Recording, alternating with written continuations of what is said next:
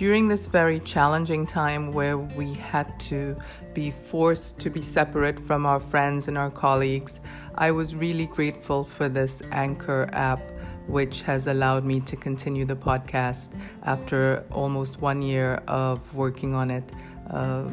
It's free. You simply go to anchor.fm and download the app.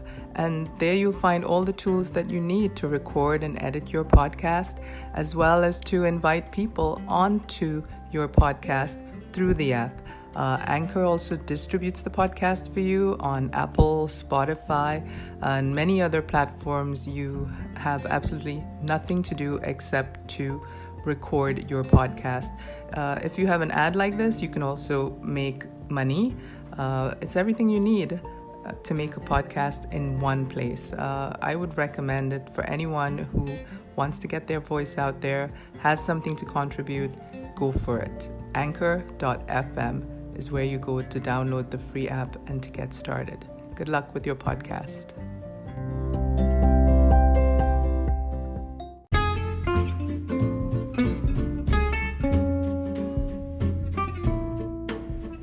Thank you for joining us for another episode of the Bees and Honey podcast.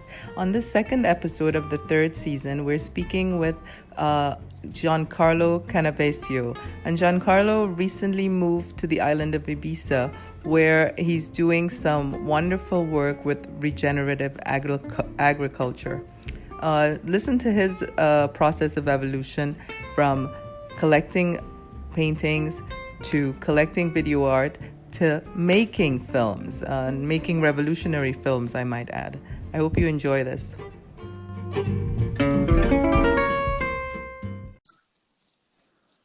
Hi, Giancarlo. Hello, darling. How are you? Good. Thanks for coming on this call. I know you have a very hectic life, even though you're now living on an island. It's true, though. It's true. Yeah, so tell me what's going on over there. How are you doing since your move? How is the work going?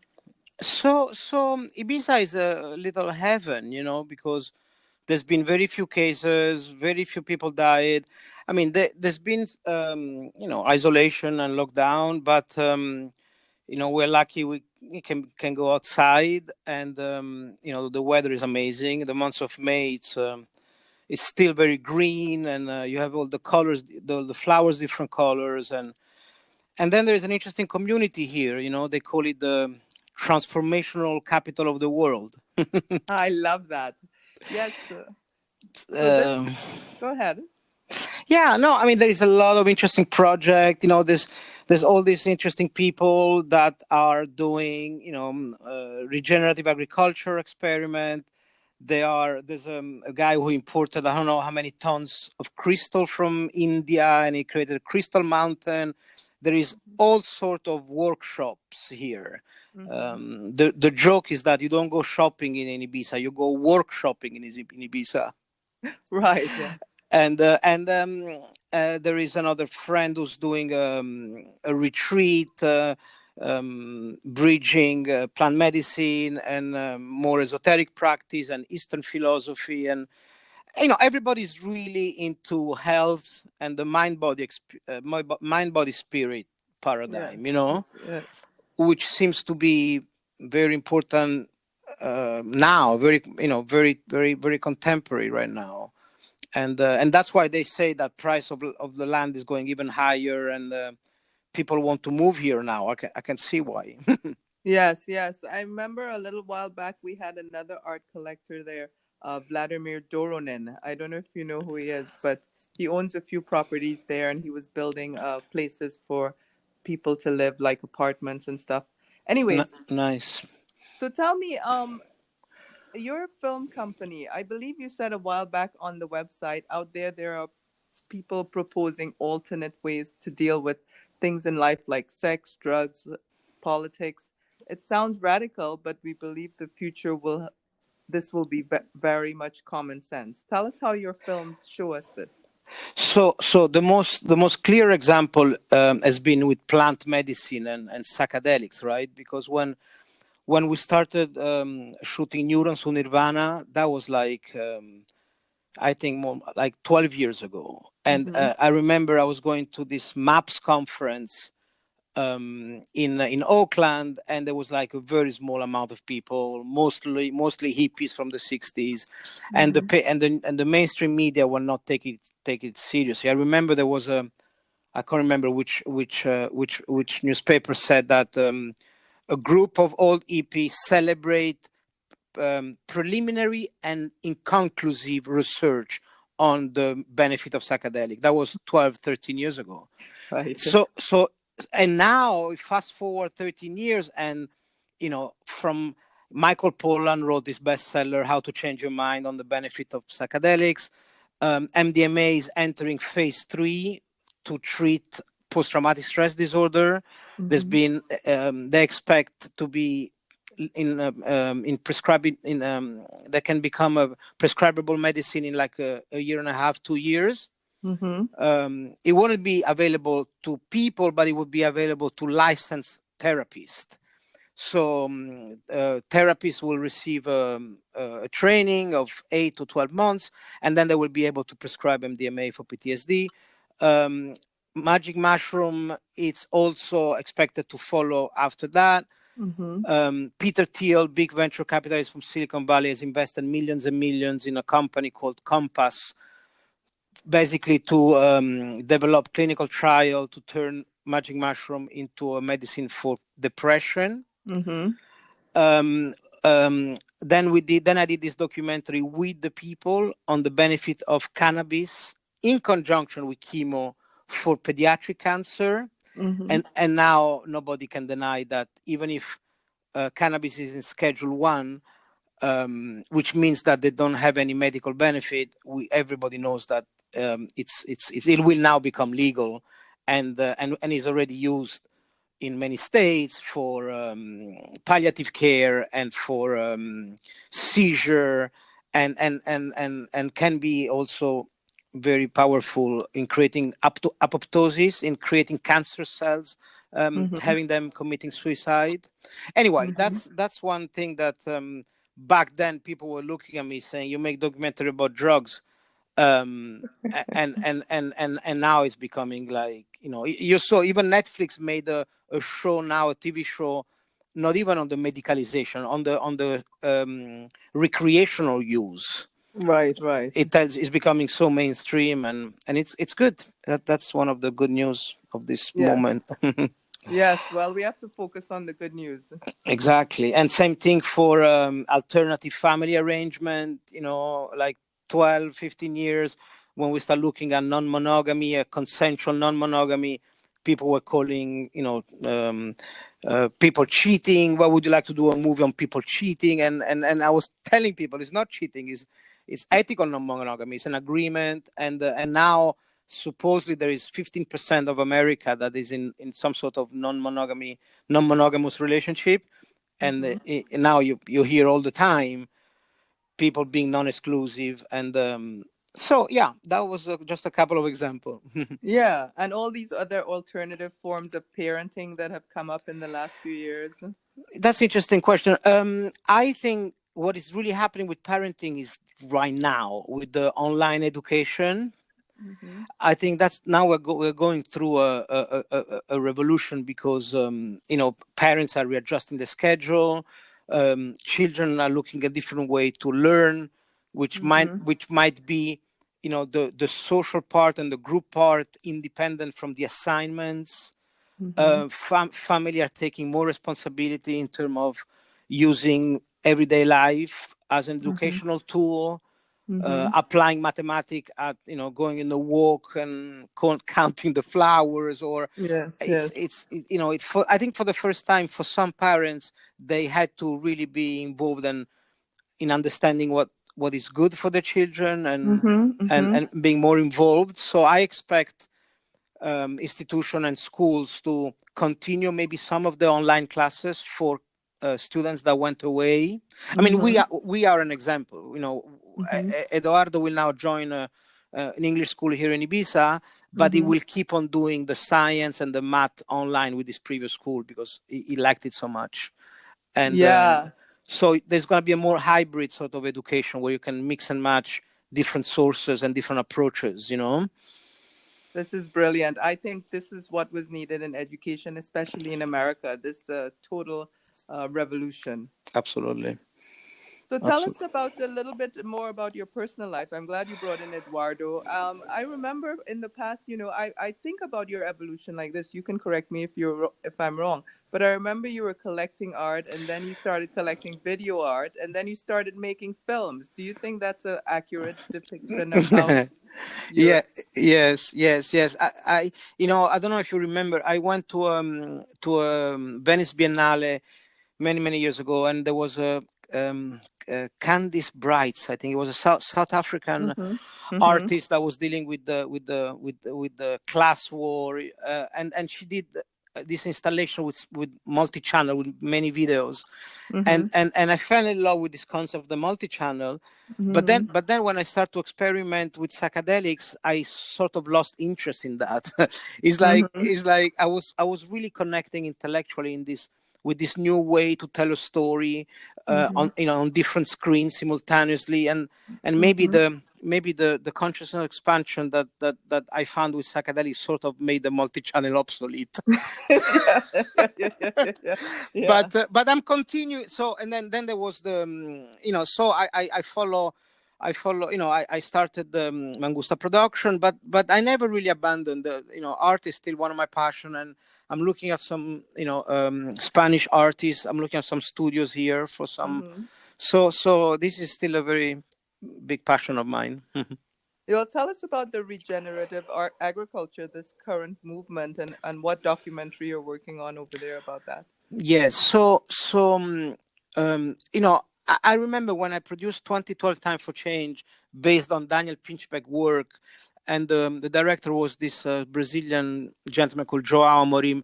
And in one chapter of the documentary, we explore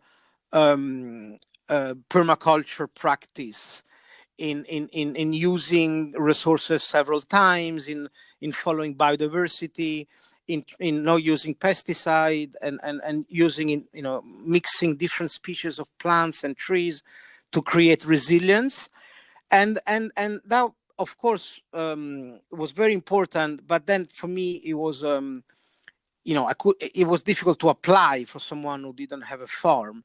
Then few years after that, there was an episode of Chef Table of Netflix show, the first season. I think episode 3 is about Dan Barber, who's a farmer who started the Blue Hill Farm and the Blue Hill Farm restaurant in the West Village, and he explained in that episode very clearly that taste comes from biodiversity.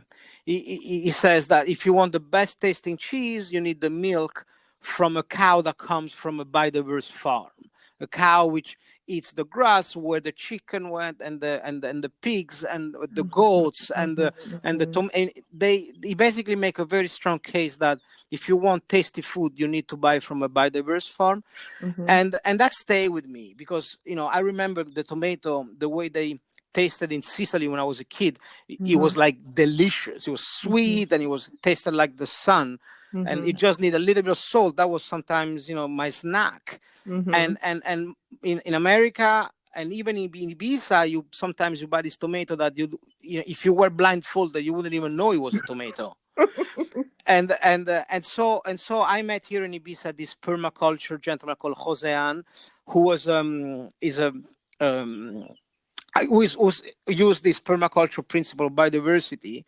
And so and like him, there's a lot of owners that have been experimenting with biodynamic, following the moon cycle, or even some more esoteric Steiner agriculture based on the work of Rudolf Steiner, where it involves also some sort of prayer and ceremony to the plants, and so more and more you meet people in Ibiza that have trying regenerative agriculture, and every system seems to be more or less the same, but also very different. And so my idea was to make something a little bit more entertaining than just like again an educational doc on regenerative practice, make Mm-hmm. something a little bit more entertaining, and just put all these different farmers in competition to see who can produce the best tasting food. So we are still developing the idea, the project. It's not clear if we're gonna just have a tomato for people to taste, or maybe do a pasta with tomato and basil. But the idea is to explain these different practices, and then put them to the taste test. That sounds like a fascinating film. I mean, recently I was speaking to someone and he was telling me that we're losing our sense of smell. So it makes sense if we're eating this tasteless food that we can't smell anything either. Yes, I mean, if you want to go into that now, talking about, there is one of the leader of the agricultural regenerative movement is called Zach Bush. Mm-hmm. Is an American doctor who lives in Hawaii. He says that what happened with monoculture, which is the opposite of what we just described, which is when you see acre and acre of just one fruit or vegetable, you can have like, you see also in the south of Spain, here in the mainland, you have acre and acre of tomato, of lettuce. Mm-hmm. And that basically, when you only use the land for one species of food, you need to use the pesticide, and the soil get depleted. And so with the depletion of the soil, the food gets less and less nutrients. And when less and less nutrients, we've been depleted, and weakens the microbiome, which is what people call the second brain. But more and more, some smart scientists are discovering that it's probably the main brain, where like 90% of the serotonin is produced in the gut, not in the brain, for example. Yeah. And if you look at the number of this microbiome, they're incredible. They are, I think we have 7 trillion cells in our body, but then we have, if we go into bacteria, we're looking at quadrillions. Yes. There is 30,000 species of bacteria. Wow. Then parasite, there's 300,000 species of parasite. And then when you look at fungi, there's 5 million species of fungi. And when you look at virus, we don't even have a number for that. It's number 10 with 31 zero. So all this to say that, and I encourage you and your listener to check Zach Bush on Google. It is really enlightening. And I've heard about that. yes, and he says that basically this microbiome is a very, very complex and very intelligent organ, and the depletion of the topsoil with the disappearance of all these microorganisms has created the weakness of the microbiome and our immune system, and probably some of the mental diseases that have exploded in the last 10, 20 years with depression and anxiety, all the teenager, people with ADHD, kids with ADHD at age 5 that then develop anxiety and full-on panic attack when they're older. And also I was reading recently that some of the preliminary study from China on the people that died from the COVID, they say that they found quite a statistically robust situation where a lot of people that died had a very depleted microbiome. Absolutely. So I think that the link between food and health is very important, because with capitalism, we have a food industry that doesn't care about health. And so it's completely dysfunctional, and that's why I think, I don't want to draw any conclusion. I'm not a doctor, of course, but the reason why that in New York all these people die, it might not be so crazy to think that there is a lot of weak immune system from diabetes and obesity because of the bad diet. Yeah, absolutely. I mean, if you look at countries like Trinidad, it's not that they didn't have the coronavirus, it's just that they eat different food. Exactly. So tell us a little bit more about your how does your private life influence your work? I guess you talked about this already. You talked about the children, you talked about your plant journeys, you talked about I guess you're married. Tell us how that's going out there too. Yes, I think they're very intertwined and they feed on each other. Like just for example, what we just talked about, the desire to start a documentary on this regenerative practice, because we are ourselves starting a food forest with this Spanish permaculturist. And also my interest in psychedelics also came because my wife had a ayahuasca practice for many years, and she initiated me when we met in 15 years ago. So of course what's happening in the personal life affect our interest that then get translated into the documentary. That's why it's not a very successful financial operation. Yes. Because they're pretty personal taste and quite esoteric, but it's still my passion. Yes, well, this is heart work, as they call it, not hard work, heart work. Exactly. And so, what are your plans for the future? You're going to be out there. You're making the films. What else is going on? So we're developing another docu series, a little bit more ambitious in the sense that I'm not gonna finance it myself, and I need help with one of the streamers. We would like to do a docu series, so maybe 6-7 episodes, where we explore, in every episode we explore a different community. So some of the names that we would like to visit are Oroville, which is a community which was born in the 70s, based on the teaching of this sage Sri Aurobindo in the south of India.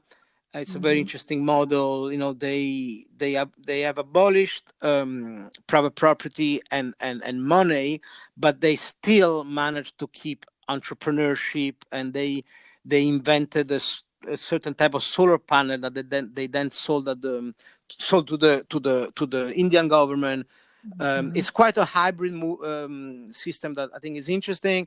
We actually already went to Tamera, which is a community in Portugal, where they have two main projects. They have a project of the Peace Project, where they develop a certain criteria of collaboration between humans and nature. They develop some interesting water retention project, and then they have another the School of Love, which is based on non-exclusivity and polyamory, if you want, where they have a very it's quite out of the ordinary, but our point of view is that if there are going to be some new models emerging somewhere, it's going to come from people trying them on the ground, because they're not going to come from university. Not from the government. Not from the government, but not even from theoretical body like, they will come from the ground. There is another community in Turin called Damanhur. There is another community in Costa Rica called Pachamama. Because I think we forgot that, for million years, we used to live in a group of 40, 50, and with, with the radical individualism of the West, we might have lost a little bit the sense of community. So that's another project we're developing now. And then the new thing, which is actually, we launched it a week ago. It's a docu-series called Road to Dharma, which is on Amazon Prime and on iTunes right now. The first 2 episodes are for free, and it follows a group of 10 people that goes into a pilgrimage in the Himalaya, following Indian guru from the Himalayan yoga tradition. So it's a combination of adrenaline from the motorbike and also ancient Eastern wisdom on basically creating mental freedom. And the characters are super interesting. They're all kind of people from all school of life, and that's out right now. I recommend it. Yes, well, I'm going to go check that out. And anywhere else we can see your films? So we are now on mango.tv. There are my 8 productions, and now I've decided to open up also to other people production, and so we're gonna have some interesting title coming soon. But already now there is a beautiful doc that we are uploaded a few months ago called Dying to Know. And it's about the life and the friendship of Ram Dass and Timothy Leary. And there's footage never seen before of them being young, and it's quite interesting. Basically, the Timothy Leary was very sick, and he had very few weeks left to live. And the director Gay Dillingham decided to call Ram Dass and say, "Listen, come and spend some time with Timothy Leary before he passed. He passed." And away, and you guys can have a little bit of a chat on your friendship, on the 60s, on the legacy of the 60s, and so there's a master interview of these two friends that went through so much, and that in the way integrated the psychedelic experience in very different way. Ram Dass with the more the Hindu framework and cosmovision, and Timothy Leary pretty much remaining a secular materialistic, because he wanted to froze his brain, doing the cryonic. Yes. And I think it's very interesting. With the People is live on Mango TV about these 5 kids with terminal cancer that survived thanks to cannabis. And then other things you can explore by yourself. Well, I'm really glad that you mentioned that, because recently I've been finding out that there are content producers on YouTube who are looking for alternate platforms to get their films out, because the YouTube is starting to censor a lot of material that don't follow quote unquote community guidelines. So it's good that you're making a platform where you can have other films being shown. Yes, absolutely. And then we did a partnership with the theatrical distributor called Abramorama. And the partnership is called Mangurama, and we've been helping filmmakers to do theatrical release, which is more like event based, where you would have Q&A and debate and offering people more than just a screening, more like an event and a discussion with the filmmakers and some of the experts, and all those movies like Shock to Awe and Dosed and Fantastic Fungi, I think also was a Bramorama release. Anyway, there's a series of new interesting documentary, always in the theme of consciousness and paradigm shifting, that will also be on Mango TV. Great. Well, thank you so much for sharing all this stuff with us, all this knowledge, all your experience. And I look forward to seeing you when we can move around again. I'll come and visit you on the Magic Island. Absolutely. Looking forward to see you. Okay. Big kiss to you and your family. Stay well. Un bacio. Ciao, Nicolette. Mwah. Ciao. Ciao, ciao, ciao, ciao.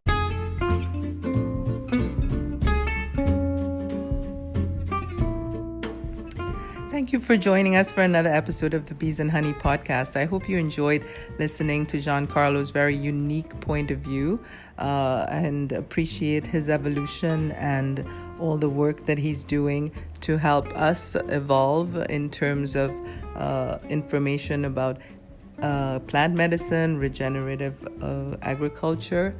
Join us again next week for another episode of the Bees and Honey podcast.